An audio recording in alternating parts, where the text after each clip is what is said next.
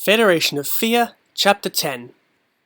Vaison looked from the massive chained form of the dragon-like beast to his partners, then back at the dragon, then over to Brutaka. He opened his mouth to speak, but Brutaka cut him off. "Don't say it," said Brutaka. "We're going to need," Vaison began. "A bigger boat, I know," Brutaka said. "Anybody know what those things are flying all around?" Small, winged creatures were indeed flitting all around the dragon. Now and then, one would let out a scream that shattered rock. "They're called Klakk," said Makuta Spiria. "Something Mutron created a long time back. Their sonic scream is formidable. They must be meant as guardians." Brutaka frowned. Guardians, all right, but against whom? He knew the dragon was in fact Makuta Miserix, ex-leader of the Brotherhood. He had been ordered executed, but Makuta Krika had instead chained him up here on the island of Artidax. It was Brutaka's job to rescue him so the Order of Matanui could use him against his former organization. At that moment, Miserix suddenly took notice of them. His great eyes narrowed as he spoke, and his voice rumbled like a distant avalanche. "Who are you?" Brutaka started to say friends, then decided he didn't really want to be considered a friend of that thing. "We're here to free you," he said instead. "Can you shapeshift to a smaller form?" "Why would I wish to do that?" asked Miserix. "Do you know how many of these creatures I had to absorb to reach a size where their screams no longer pain me?" "See, the size is a problem, Your Immenseness," Vaison cut in. "We only have a small boat, hardly more than a raft, really, and if it sinks, we have to swim. Personally, I'm not big on swimming. Some friends of mine went for a swim, I heard, and now they look like sea snakes, just a head and a spine. And I have no spine, so I'll be just a head, and..." Miserix's eyes glowed red. A burst of laser vision struck Vaison, sending him tumbling backwards. "Nut!" muttered the Makuta.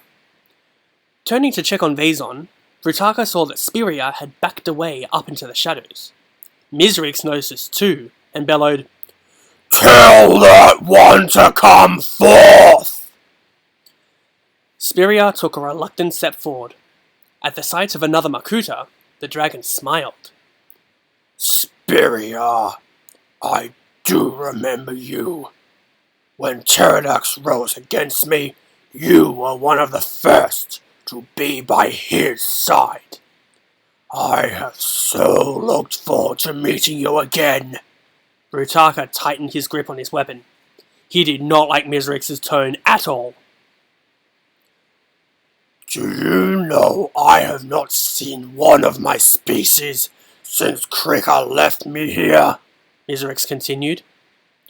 "We're all meant to come," Spiria said hurriedly.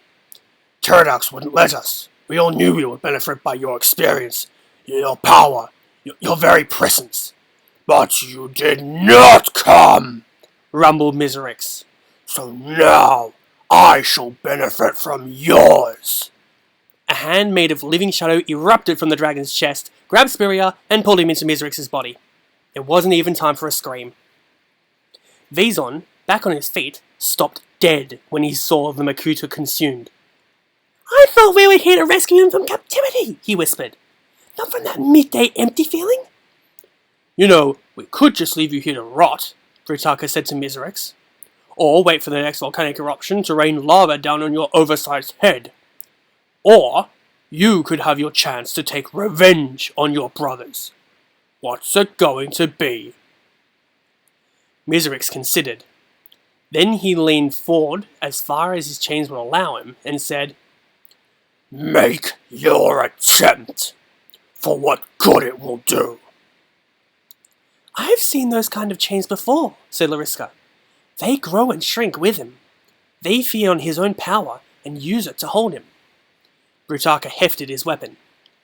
"Can they be broken?" "Not without causing him great pain." Brutaka gave a grim smile. "I'll cry tomorrow. Find me a weak link. Brutaka, we are going to need your help." The vortex had been silent since they had entered Miserix's presence. Brutaka had no doubt she was planning something. Bashi dutifully stepped forward and stood beside him, her eyes never leaving the chained Makuta. "There," said Lariska, pointing to a segment of the chain that held Miserix's right arm. "We concentrate our fire there." Brutaka and Rudaka took aim, he with his blade, she with her outstretched hand. Energy and shadow bolts struck the weak segment of chain, bathing it in a continuous stream of power. After several minutes, the substance of the chain began to flake off. After a few more, it began to crack. Then the link shattered to pieces. Miserix screamed, loud enough to crack the mountain itself. The Klakk reacted instantly, flying toward the rescue team and unleashing their sonic screams. Vaison and Lariska fought them off, while Brutaka used his blade to parry the streams of sound.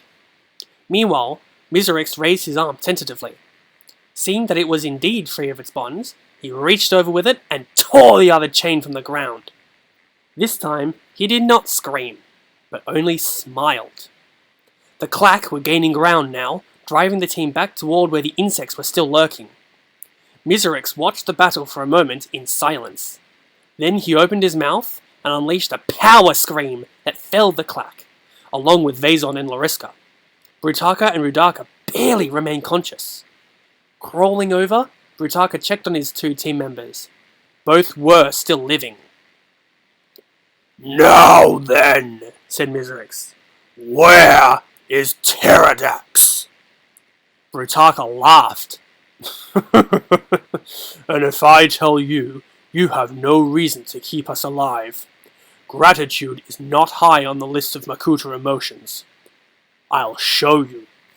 But you are going to need to shrink down to make it out the way we came." "Your lack of imagination is disappointing," said Miserix, in as close to good spirits as a Makuta ever got. He reared back and struck the side of the mountain with all his might once! Twice! Again! The rock cracked and began to crumble.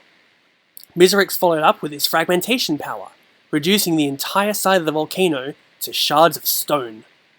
Beyond it, Brutaka could see the sky and the sea. "At last," said Miserix, "after so many millennia, I am free!" Before Brutaka's startled eyes, the dragon grew wings. Then Miserix turned his crimson-scaled head to Brutaka and said, "Come, show me where my enemy hides, so I may grind his armor to dust and feed on his energies." "No!" shouted Rudaka. "They want to lead you into a trap. Listen to me. I too am an enemy of the Brotherhood. Brutaka wants to use you, to sacrifice you as a pawn in a war against the Makuta. I want you for an ally." Miserix lowered his head and leaned in so that his massive face was up against Rudaka's. When he spoke, it was in a whisper. "Little one, I am Makuta Miserix. I am no one's pawn. I am no one's ally." His next words came in a roar that drove Rudaka back into the rock wall. "And I am no one's fool!" Brutaka watched, looking unimpressed. "Are you done?" Miserix nodded slowly.